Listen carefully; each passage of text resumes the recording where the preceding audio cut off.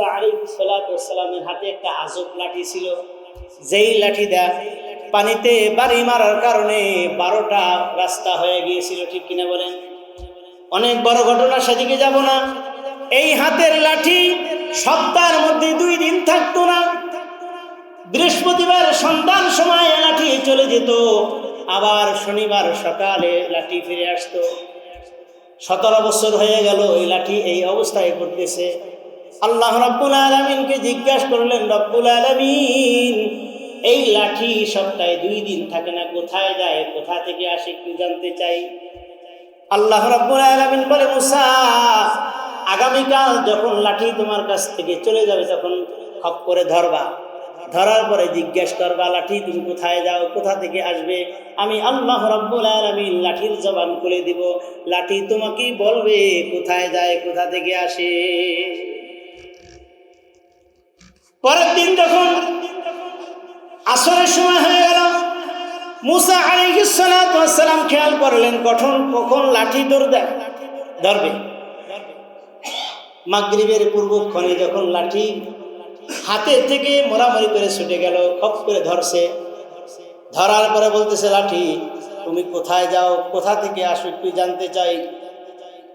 লাঠি বলে, মুসা, আমাকে ছেড়ে দাও, নয় লয় হয়ে যাবে, ধ্বংস হয়ে যাবে।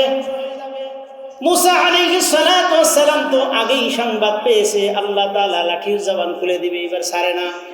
বলে, না বললে ছাড়বো না। লাঠি বলে, মুসা, তুমি জানতে চাও মুসা আমি কোথায় যাই, কোথা থেকে আসি, তাহলে শোনো। বৃহস্পতিবার রাত্রিবেলা আমি চলে যাই সুদূর মক্কায়। মক্কায় গিয়ে সারা রাত বাইতুল্লাহ তাওয়াফ করি। আল্লাহু আকবার বলেন। বাইতুল্লাহ সারা রাত তাওয়াফ করি। শুক্রবার সন্ধ্যার সময় আবার আমি চলে যাই। আখির জামানায় একজন পয়গম্বর আসবে, নবী মুহাম্মদ রাসূলুল্লাহ সাল্লাল্লাহু আলাইহি ওয়াসাল্লাম মক্কা থেকে স্বজাতির হাতে নির্যাতিত হয়ে মদিনায় চলে যাবে।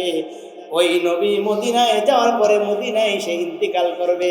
যেখানে দাফন কাফন হবে ওই রাসূলের রওজা জিয়ারতে সারা রাত কাটাইয়া দেই।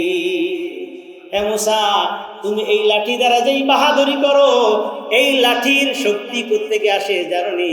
একদিন তাওয়াফ করার কারণে, আর একদিন বাইতুল্লাহর তাওয়াফের পরের দিন যখন নবী করিম সাল্লাল্লাহু আলাইহি ওয়াসাল্লামের কবর মুবারক জিয়ারত করি, এই 2 জায়গায় যাওয়ার কারণে আমি লাঠির চার্জ হয়, পাওয়ার বাড়ে।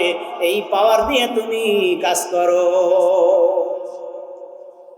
আমার ভাইরা, তাহলে আমার নবী পৃথিবীতে আসার আগেই তার সম্মান ছিল কি ছিল না? জোরে বলেন। এইগুলা আলোচনা মানে মিলাদ, এগুলা কি আসল মিলাদ চিনা জানে? ইয়া নবী সালামু আলাইকা বলা মিলাদ না। মিলাদুন শব্দের অর্থ হচ্ছে জন্ম বৃত্তান্ত আলোচনা, আর মিলাদুন নবী হচ্ছে নবীর জন্ম বৃত্তান্ত আলোচনা করা। কথা কি বুঝাইতে পারছি?